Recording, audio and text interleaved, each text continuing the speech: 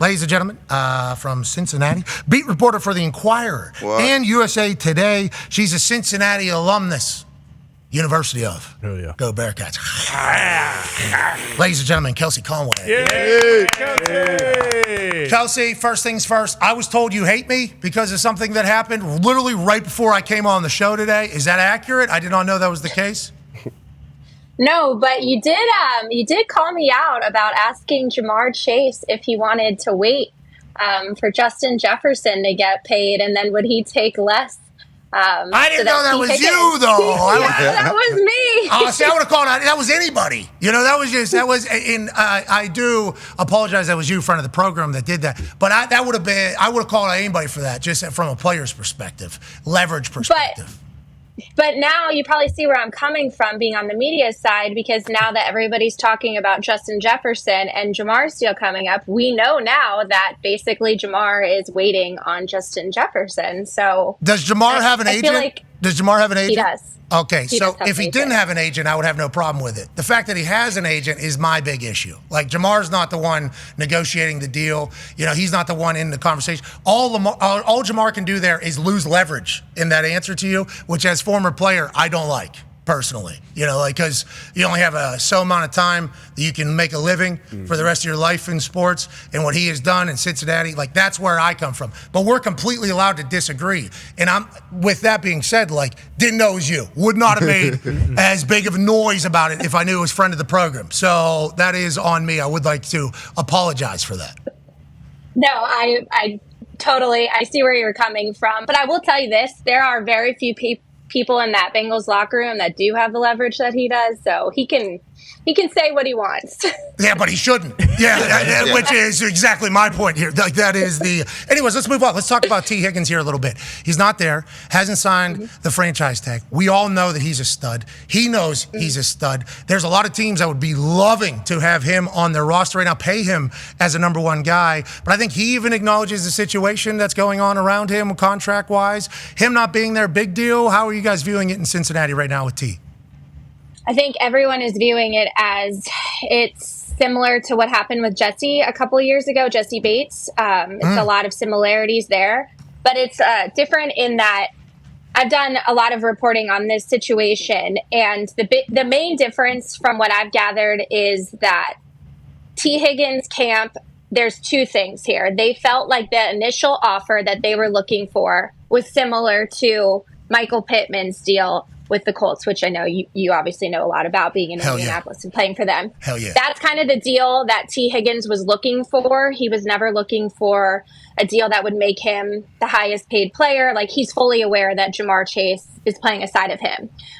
From what I have learned, that his camp felt that the Bengals' initial one-time offer was so low that it couldn't even move into a conversation about guaranteed money. So it was never about guaranteed money. And then they never tried again. So both sides never tried again because the initial offer was so low.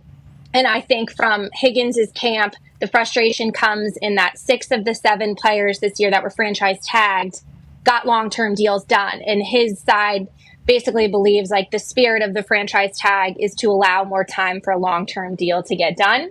But from the Bengals side, I mean, they got to pay Jamar Chase. So, you can see both sides here, right? The Bengals have a lot of people they need to pay. I'm sure they'd love to be able to keep Tee Higgins. But from his side, from the player's side, the franchise tag kind of sucks. But it doesn't really suck that bad when you're going to get $22 million guaranteed. So I do think he will report at some point during training camp. I don't anticipate him being in Cincinnati at all this offseason.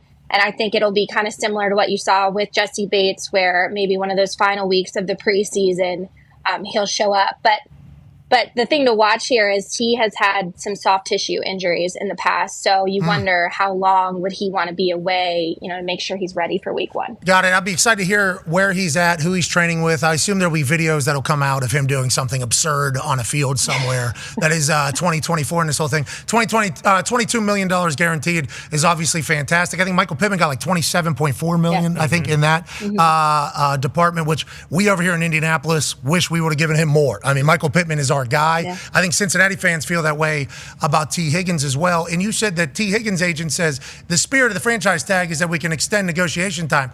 Well, as somebody that got franchise tagged, the spirit of the team doing a franchise tag, and that is not how. And now 6 out of the 7 this year felt that way. But they're saying, yeah, we got you for another year at this top 5 price without bonuses or anything like that.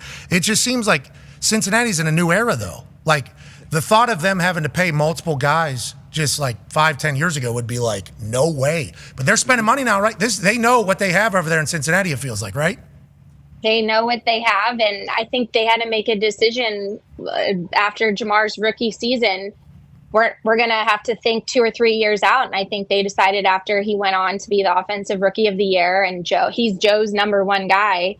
I think they realized this might be a situation where we might have to let a player who could potentially be a number 1 receiver out of a lot of other teams walk. I don't think anybody feels good about it, but I think the way that the Bengals view it as we're going to try and make a run one more time with Tee Higgins and Jamar Chase and Joe and see where the chips fall with that. And if that means we have to pay him $22 million for one more season, they're comfortable doing that.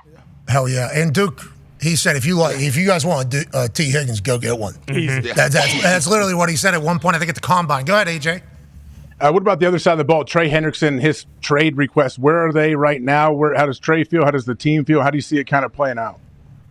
So Trey's trade request really wasn't that surprising, I guess, after learning a little bit more about the situation, because last year the Bengals gave him a contract extension. He wanted a bigger deal last year heading into the season, and the Bengals gave him a 1-year addition. They bumped him up $5 million in pay to basically say, hey, we hear you. We'll take care of you this year. And I think that Trey viewed that as, okay, here's the olive branch, but he chose to sign it. So he did have a decision. If he wasn't comfortable with that number, he could have decided not to sign it, but he signed the extension.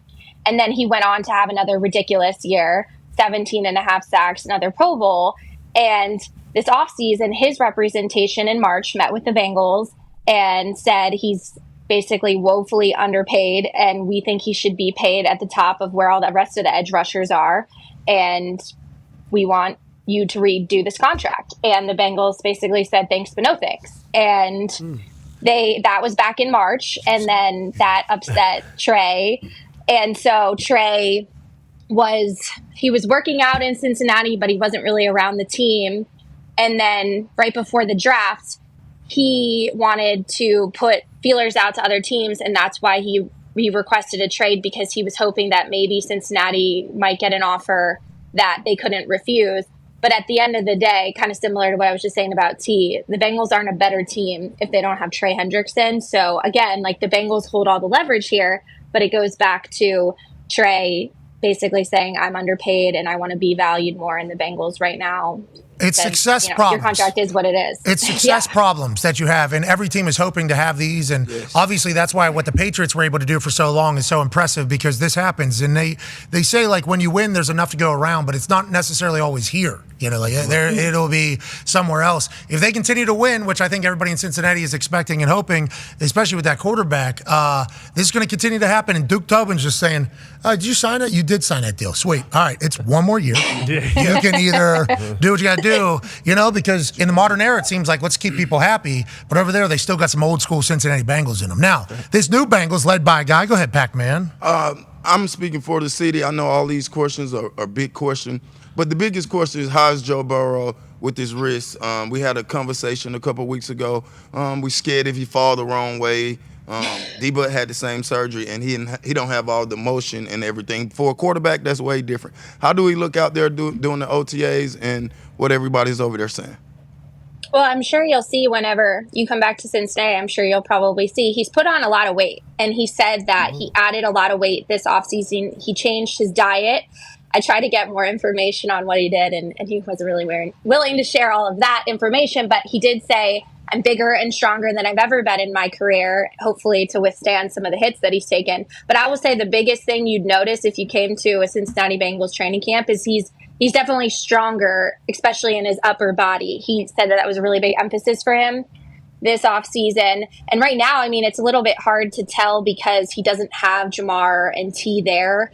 So he's basically throwing to rookies and some of the tight ends that the Bengals have. And obviously there's no contact. But for him right now, it's about working on those off-schedule throws and him really working on getting that wrist strength back. I guess Jamar said that he went out to California and threw with him a little bit. He spent time with Jordan Palmer throwing in the offseason.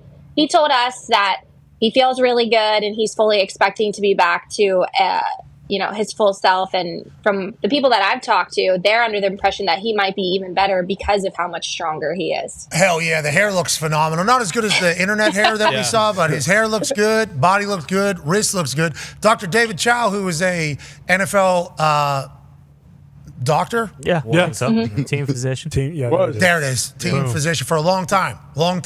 He came out and said the fact that they got immediate surgery on that is vastly different than what AJ went through and what Darius went through with their injuries, where they didn't get as much range of motion. He's expecting Joey Burrow to be okay. We hope so for an entire season because he's electrifying to watch. We can't thank you enough for joining us, Kelsey.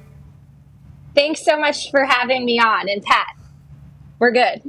All right, good news. Why don't you go ask the owner, how much they want to sell the team for? That'd be cool. And just see how, that's what Jamar Chase is in a time to let's not ruin it for the guy. No, I understand you got to look out for the team as well. Ladies and gentlemen, Kelsey Conway. Kelsey.